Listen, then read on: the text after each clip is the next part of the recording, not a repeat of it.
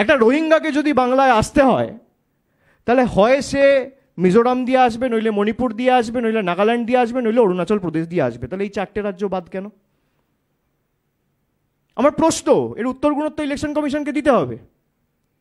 এদের উদ্দেশ্য লক্ষ্য একটাই, বাংলাকে অপমান করা, বাঙালিকে বাংলাদেশি বলে আখ্যায়িত করা, বাংলা ভাষাকে ব্যঙ্গবিদ্রুপ করা, এবং যেহেতু 2021-এ লেজে গোবরে হয়ে হেরেছে, 2024-এ 18 থেকে 12 হয়েছে, তাই বাংলার মানুষের থেকে তার মৌলিক অধিকার ছিনিয়ে নেওয়া আমরা হতে দেব না।